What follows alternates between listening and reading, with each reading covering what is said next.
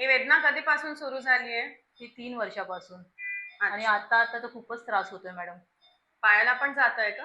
हो, कमरेपासून पायापर्यंत पूर्ण सुन्न होऊन जात आहे. एवढा त्रास होतो ना, नाही उठता येते, नाही बसता येते.